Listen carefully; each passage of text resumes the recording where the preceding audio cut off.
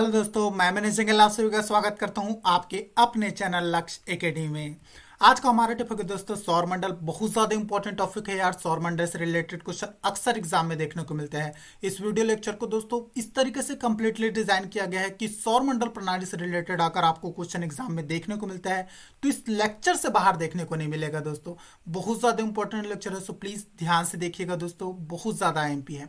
ये ज्योग्राफी का class number 7 है दोस्तों। इससे पहले भी 6 क्लास ज्योग्राफी के आ चुके हैं। आप चैनल के प्लेलिस्ट में जाकर चेक कर सकते हैं। अगर मेरा वीडियो आपको इन्फॉर्मेटिव लगे, अच्छा लगे तो प्लीज़ दिल से लाइक शेयर एंड सब्सक्राइब कर दीजिएगा दोस्तों। और हाँ, बेल आइकन पर भी हिट कर दीजिएगा ताकि आने वाले सभी वीडियो का नोटिफिकेशन आपको लगातार मिलता रहे। चलिए दोस्तों, अब देर न करते हुए वीडियो शुरू करते हैं। चलते हैं पहले क्वेश्चन की ओर। सबसे पहला क्वेश्चन है दोस्तों, ग्रहों के गति के नियम का प्रतिपादन किसने किया था? बिल्कुल याद रखिए दोस्तों, किसने किया था? केपलर ने किया था। एग्जाम में कई बार ये क्वेश्चन पूछा गया है। नेक्स्ट बात करें, आकार के अनुसार सौरमंडल के ग्रहों का क्रम। बिल्कुल याद रखिए, किसके अनुसार पूछा गया? आकार के अनुसार। सो प्लीज कंफ्यूज नहीं होना है।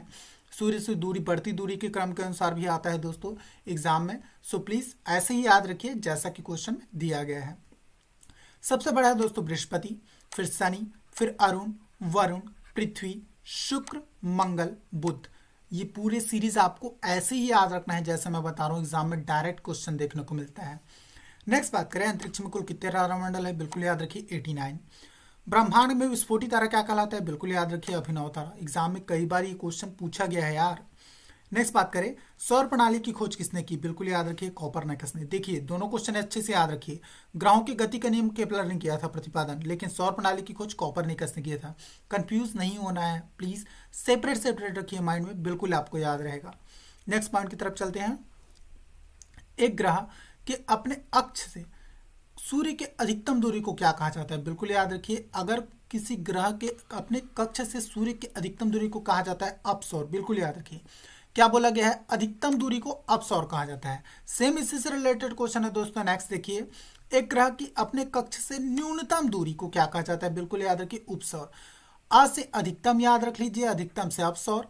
नेक्स्ट न्यूनतम दूरी के लिए उपसौर। बिल्कुल याद रखिए, दोनों एक दूसरे के अपोजिट हैं। किसी ग्रह के कक्ष से अधिकतम दूरी को अपसौर और न्यूनतम दूरी को उपसौर कहा जाता है। एग्जाम में दोनों क्वेश्चन पूछा गया है, बिल्कुल इंपॉर्टेंट है, याद रखिए। नेक्स्ट बात करते हैं, किनके बीच की दूरी को खगोलीय एकक कहा जाता है? बिल्कुल याद रखिए, क्या पूछा गया है? खगोलीय एकक। पृथ्वी से सूर्य के बीच की दूरी को क्या कहा जाता है दोस्तों? खगोलीय एकक कहा जाता है। बहुत ज्यादा एमपी क्वेश्चन है, सो प्लीज याद रखिएगा। नेक्स्ट बात करते हैं, मध्य रात्रि में सूर्य का अर्थ क्या है? बिल्कुल याद रखिए, मध्य रात्रि के सूर्य का अर्थ पूछा गया है। याद रखिए, सूर्य का ध्रुवीय वृत्त में देर तक चमकना, यह क्या कहलाता है दोस्तों? मध्य रात्रि का सूर्य कहलाता है। नेक्स्ट बात करें, मध्य रात्रि का सूर्य किस क्षेत्र में दिखाई देता है? बिल्कुल याद रखिए दोस्तों, कहाँ दिखाई देता है? आर्कटिक के क्षेत्रों में दिखाई देता है दोस्तों मध्य रात्रि का सूर्य। नेक्स्ट बात करते हैं, सूर्य का रासायनिक मिश्रण में हाइड्रोजन का कितना प्रतिशत है? बिल्कुल याद रखिए, किसका पूछा गया? हाइड्रोजन का प्रतिशत पूछा गया है यार, 71%। बिल्कुल याद रखिए, बहुत ज्यादा एमपी क्वेश्चन एग्जाम में पूछा गया है कई बार ये क्वेश्चन। नेक्स्ट बात करें, सौर पृष्ठ का तापमान लगभग कितना होता है? बिल्कुल याद रखिए, सौर पृष्ठ का तापमान, पृष्ठ का तापमान दोस्तों मतलब कि बाहरी फेस का तापमान कितना होता है? 6000 डिग्री सेल्सियस। एग्जाम में कई बार पूछा गया यार क्वेश्चन, बिल्कुल याद रखिए, इंपॉर्टेंट है। सूर्य से सबसे दूर का ग्रह कौन सा है? बिल्कुल याद रखिए, सबसे दूर का पूछा गया वरुण। ठीक है दोस्तों, इससे पहले प्लूटो था, लेकिन प्लूटो गया और सन 2006 के बाद से हटा दिया गया दोस्तों ग्रहों की श्रेणी से, बिल्कुल याद रखिए। नेक्स्ट बात करते हैं, सूर्य का प्रकाश पृथ्वी तक पहुंचने में कितना समय लेता है? बिल्कुल याद रखिए, 8 मिनट 16 सेकंड। मोस्ट टाइम पे क्वेश्चन है, कई बार एग्जाम में पूछा जाता है। बच्चे अक्सर इस क्वेश्चन से कंफ्यूज हो जाते हैं।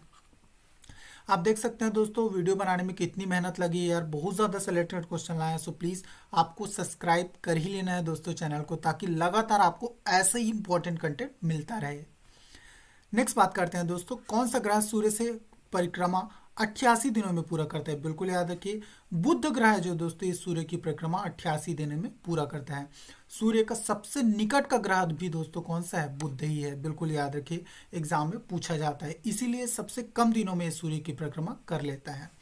नेक्स्ट बात करते हैं, दो ग्रह जिनके उपग्रह नहीं है। बिल्कुल याद रखिए दोस्तों, दो ग्रह कौन कौन से हैं? बुध और शुक्र, इन दोनों के दोस्तों उपग्रह नहीं है।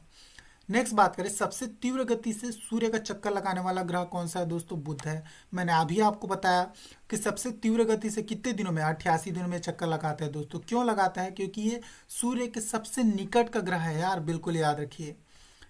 किस ग्रह को पृथ्वी का जुड़ा बहन कहा जाता है? बिल्कुल याद रखिए दोस्तों, शुक्र ग्रह को पृथ्वी की जुड़ा बहन कहा जाता है। बहुत ज्यादा एमपी है, याद रखिएगा। इसके साथ ही दोस्तों शुक्र ग्रह से रिलेटेड और भी बहुत सारे क्वेश्चन एग्जाम में देखने को मिलते हैं, जैसे कि सौरमंडल का सबसे गर्म ग्रह कौन सा है, तो भी याद रखिए शुक्र ही है। और आप बोलेंगे यार कि सर सबसे नजदीक तो बुध है, तो आप बुध टिक करके ना आ जाना एग्जाम में। अरे सबसे नजदीक बुध जरूर है, लेकिन बुध सौरमंडल का सबसे गर्म ग्रह नहीं है, शुक्र है दोस्तों। शुक्र के सबसे गर्म ग्रह होने का भी रीजन है, इसके एटमॉस्फेयर में दोस्तों CO2 पाया जाता है, और CO2 की वजह से सौरमंडल का शुक्र ग्रह दोस्तों ये सबसे गर्म देखने को मिलता है। बिल्कुल याद रखिए। इसके साथ ही दोस्तों शुक्र ग्रह से रिलेटेड कुछ और क्वेश्चन भी देखने को मिलता है, जैसे कि भोर का तारा किसे कहा जाता है, तो भी आप शुक्र ग्रह ही टिक करेंगे दोस्तों, ठीक है। और हमारे पृथ्वी से आंखों से देखा जाने वाला ग्रह कौन सा है बोलेंगे दोस्तों, तो भी आप शुक्र ही टिक करेंगे। बिल्कुल याद रखिए, सभी के सभी क्वेश्चन बहुत ज्यादा एमपी है यार, ऐसे ही चीजों को रिलेट करके याद रखिए, एग्जाम में डायरेक्ट क्वेश्चन बनता है। नेक्स्ट बात करते हैं, सूर्य तथा पृथ्वी के निकटतम ग्रह कौन सा है? बिल्कुल याद रखिए शुक्र और बुध, ये दोनों के दोनों सूर्य तथा पृथ्वी दोनों से निकटतम है। बिल्कुल याद रखिए, पूछा जाता है एग्जाम में। यूरोपवासी किस ग्रह की पूजा देवी के रूप में करते थे? बिल्कुल याद रखिए, यूरोपवासी जो दोस्तों शुक्र ग्रह की पूजा देवी के रूप में करते थे। नेक्स्ट बात करते हैं, सौरमंडल का सर्वाधिक गर्म ग्रह कौन सा है? बिल्कुल याद रखिए, सबसे गर्म ग्रह की बात की गई है, शुक्र है। क्यों होता है दोस्तों सबसे गर्म ग्रह? क्योंकि इसके एटमॉस्फेयर में CO2 पाया जाता है। सुपरनोवा क्या है? बिल्कुल याद रखिए, सुपरनोवा क्या है दोस्तों? एक विस्फोटी तारा है। मैं आपको बता रहा हूँ दोस्तों, बहुत ज़्यादा इंपॉर्टेंट क्वेश्चन है, सारे क्वेश्चन आप नोट डाउन कीजिए और याद करने की कोशिश कीजिए यार, बिल्कुल आपको याद रहेगा। एक भी क्वेश्चन सौरमंडल प्रणाली से अगर एग्जाम में देखने को मिला दोस्तों, तो इस लेक्चर से बाहर आपको देखने को नहीं मिलेगा। नेक्स्ट बात करते हैं, उत्तरी ध्रुव की खोज किसने की? बिल्कुल याद रखिए, रॉबर्ट पेरी ने की थी दोस्तों। नेक्स्ट बात करते हैं, दक्षिणी ध्रुव की खोज किसने की? बिल्कुल याद रखिए दोस्तों, एमंडसेन ने की थी। दोनों के दोस्तों क्वेश्चन इंपॉर्टेंट है, एग्जाम में पूछा गया है कई बार। नेक्स्ट बात करें, पृथ्वी की आकृति का सर्वोत्तम ढंग से किस शब्द से स्पष्ट की जा सकती है? बिल्कुल याद रखिए, लवणत्वक ग्लोब से दोस्तों पृथ्वी की आकृति सर्वोत्तम ढंग से क्या की जा सकती है दोस्तों? स्पष्ट की जा सकती है। नेक्स्ट बात करते हैं दोस्तों, पृथ्वी के भ्रमण की गति क्या होती है? बिल्कुल याद रखिए, कितनी होती है दोस्तों? 24-27 किलोमीटर प्रति मिनट। बिल्कुल याद रखिए, एग्जाम में पूछा गया क्वेश्चन है, 27 किलोमीटर प्रति मिनट की स्पीड से घूमती है दोस्तों पृथ्वी। नेक्स्ट बात करें, भूमध्य रेखा पृथ्वी के व्यास का लगभग कितना है? कितना है दोस्तों? 12,800 किलोमीटर है दोस्तों पृथ्वी के व्यास का भूमध्य रेखा। बहुत ज्यादा एमपी क्वेश्चन है, ये भी याद रखिएगा। नेक्स्ट बात करते हैं, पृथ्वी की उपसौर की स्थिति किस महीने में होती है? बिल्कुल याद रखिए, जनवरी में। किस ग्रह में ब्लू कलर? इसके साथ ही दोस्तों क्या होता है, किस ग्रह में ब्लू प्लैनेट कहा जाता है? बिल्कुल याद रखिए दोस्तों, पृथ्वी को क्या कहा जाता है? ब्लू प्लैनेट कहा जाता है, ठीक है दोस्तों। ब्लू प्लैनेट क्यों कहा जाता है यार? क्योंकि पृथ्वी क्या है दोस्तों, यहाँ जीवन है इसलिए, और पानी भी बहुत ज़्यादा मात्रा में है क्योंकि बर्फ के फॉर्म में, समुद्र के फॉर्म में, इसलिए पृथ्वी आकाश से देखने पर नीला दिखाई देता है दोस्तों, इसलिए पृथ्वी को नीला ग्रह कहा जाता है दोस्तों। विश्व का एकमात्र ऐसा ग्रह है दोस्तों जहाँ जीवन व्याप्त है। बिल्कुल याद रखिए, कौन से ग्रह में? पृथ्वी में। नेक्स्ट बात करें दोस्तों, पृथ्वी से सूर्य के बीच की अधिकतम दूरी कब होती है? बिल्कुल याद रखिए, 4 जुलाई को दोस्तों पृथ्वी से सूर्य के बीच अधिकतम दूरी होती है, एग्जाम में पूछा गया क्वेश्चन है। नेक्स्ट बात करते हैं दोस्तों, दिन व रात होने का क्या कारण है? बिल्कुल याद रखिए, दिन व रात होने का कारण दोस्तों पृथ्वी का अपने अक्ष पर घूर्णन। बहुत ज्यादा एमपी, ये भी याद रखिए।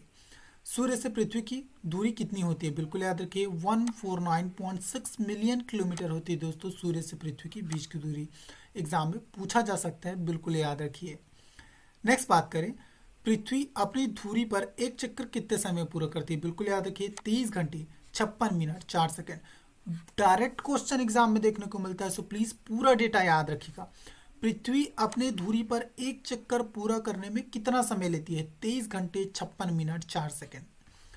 नेक्स्ट बात करें, पृथ्वी पर दिन रात की अवधि समान होती है, किस पर होती है दोस्तों? भूमध्य रेखा पर पृथ्वी की दिन रात की अवधि समान होती है, पूछा गया क्वेश्चन है, एग्जाम में याद रखिएगा। नेक्स्ट बात करें, इक्विनॉक्स का क्या तात्पर्य है? बिल्कुल याद रखिए, जब दिन व रात समान अवधि में होते हैं तो ये क्या कहलाते हैं दोस्तों? इक्विनॉक्स कहलाते हैं। नेक्स्ट पॉइंट की तरफ चलते हैं। नेक्स्ट है, दक्षिणी गोलार्ध में सबसे लंबा दिन कब होता है? बिल्कुल याद रखिए, 22 दिसंबर को दोस्तों दक्षिणी गोलार्ध में सबसे लंबा दिन होता है दोस्तों। और दक्षिणी गोलार्ध में सबसे छोटा दिन कौन सा है दोस्तों? बिल्कुल याद रखिए, कौन सा है? 21 जून। एग्जाम में पूछा गया क्वेश्चन है, बिल्कुल याद रखिए। सेम यार इससे रिलेटेड आप विपरीत देख लीजिए। उत्तरी गोलार्ध में सबसे लंबा दिन बोलेगा तो आप बोलेंगे 21 जून, और उत्तरी गोलार्ध का सबसे छोटा दिन बोलेगा तो 22 दिसंबर। ठीक है दोस्तों, ये दोनों एक दूसरे के वाइस वर्सा है यार, बिल्कुल याद रखिए। दक्षिणी गोलार्ध में सबसे लंबा दिन 22 दिसंबर है तो सबसे छोटा दिन होगा 21 जून। उत्तरी गोलार्ध में यदि सबसे लंबा दिन कौन सा है दोस्तों, 21 जून है तो सबसे छोटा दिन होगा 22 दिसंबर। बिल्कुल ऐसे रिलेट करके याद रखिए, आपको याद रहेगा। नेक्स्ट बात करें, आसमान का रंग कैसा होता है, बिल्कुल याद रखिए दोस्तों, काला। अब आप बोलोगे यार हम देखते हैं तो आसमान का रंग नीला दिखाई देता है दोस्तों, ये भी बात सही है, लेकिन वो सूर्य के प्रकाश की वजह से दिखाई देता है। याद रखिए आसमान का रंग काला ही होता है दोस्तों अंतरिक्ष में देखने पर। नेक्स्ट बात करें, पृथ्वी की परिधि कितनी होती है, बिल्कुल याद रखिए 40,075 किलोमीटर। पूछा जा सकता है, बिल्कुल याद रखिए। ध्रुवों पर कितने दिन की अवधि कितनी होती है, बिल्कुल याद रखिए दोस्तों 6 माह होती है ध्रुवों पर दिन की अवधि। नेक्स्ट बात करते हैं, पृथ्वी का ध्रुवीय व्यास उसके विषुवतीय व्यास से कितना कम है, बिल्कुल याद रखिए दोस्तों।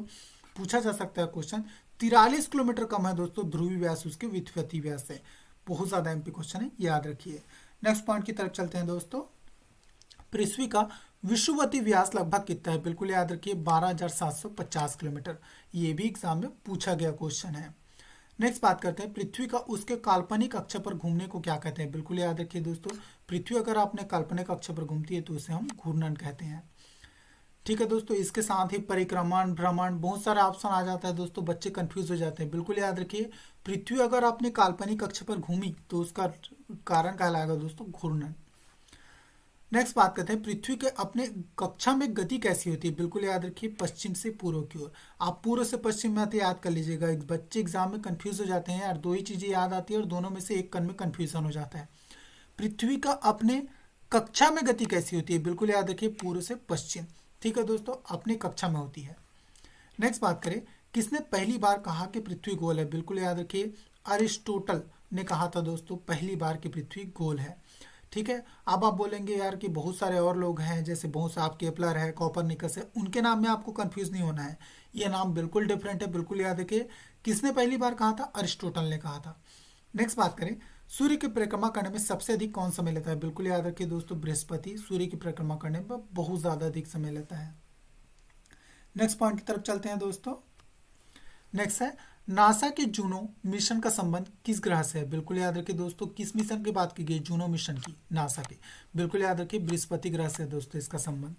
आकाश में सबसे चमकदार तारा कौन सा है दोस्तों, बिल्कुल याद रखिए सीरस स्टार, ये आकाश का सबसे चमकदार तारा है। पूछा गया क्वेश्चन एग्जाम में, बिल्कुल याद रखिए। हैले धूमकेतु का आवर्तकाल कितना होता है दोस्तों, बिल्कुल याद रखिए दोस्तों 76 वर्ष। हैले धूमकेतु दोस्तों हर 76 वर्ष में आपको देखने को मिलता है। निकले दोस्तों, इसके साथ ही अब कब दिखाई देता है दोस्तों, बिल्कुल याद रखिए सब, इससे पहले दिखाई दिया था दोस्तों 1986 में, अब दिखाई देगा 2062 में। नेक्स्ट बात करें, पश्चिम की ओर भ्रमण करने वाला ग्रह कौन सा है, बिल्कुल याद रखिए दोस्तों अरुण है दोस्तों, ये पश्चिम की ओर भ्रमण करता है। सौरमंडल का सबसे बाहरी ग्रह कौन सा है, बिल्कुल याद रखिए सबसे बाहरी ग्रह है दोस्तों नेपच्यून। नेक्स्ट पॉइंट की तरफ चलते हैं, सी ऑफ ट्रैंक्विलिटी कहाँ पर है, बिल्कुल याद रखिए सी ऑफ ट्रैंक्विलिटी चंद्रमा में देखने को मिलता है दोस्तों। ये एग्जाम में कई बार पूछा गया है यार, बहुत ज्यादा एमपी क्वेश्चन है, याद रखिए। एक कैलेंडर वर्ष में अधिक से अधिक कितने ग्रहण हो सकते हैं, बिल्कुल याद रखिए दोस्तों एक कैलेंडर वर्ष में अधिक से अधिक 7 ग्रहण हो सकते हैं। डायमंड रिंग की घटना होती है दोस्तों सूर्य ग्रहण के दिन, बिल्कुल याद रखिए इंपॉर्टेंट एग्जाम में पूछा जाता है। चंद्र ग्रहण का क्या कारण है दोस्तों, बिल्कुल याद रखिए सूर्य और चंद्रमा के बीच पृथ्वी का आना क्या कहलाता है दोस्तों, चंद्र ग्रहण। इसके साथ ही दोस्तों सूर्य ग्रहण का क्या कारण होता है, बिल्कुल याद रखिए यहाँ पे सूर्य और चंद्रमा के बीच पृथ्वी आती है दोस्तों, और जब सूर्य ग्रहण होता है तो तब क्या होता है, बिल्कुल याद रखिए सूर्य और पृथ्वी के बीच चंद्रमा आ जाता है दोस्तों, तो उसको बोलते हैं सूर्य ग्रहण। नेक्स्ट बात करते हैं, सूर्य का बाह्यतम परत को क्या कहते हैं, बिल्कुल याद रखिए किरीट या कोरोना कहते हैं दोस्तों सूर्य के बाह्यतम परत को। अब यार कोरोना मतलब कोविड-19 नहीं समझ लेना आपको, बिल्कुल याद रखिए कोरोना सूर्य की बाहरी परत को कहा जाता है दोस्तों। इसी का तो तापमान होता है दोस्तों 6000 डिग्री सेल्सियस। एग्जाम में पूछा गया क्वेश्चन है, बिल्कुल याद रखिए। ठीक है दोस्तों, थैंक यू। अगर मेरा वीडियो आपको इन्फॉर्मेटिव लगा हो तो please like share and subscribe कर देना, और हाँ बेल आइकन पर हिट करना ना भूलना, ताकि आने वाले सभी वीडियो का नोटिफिकेशन आपको लगातार मिलता रहे।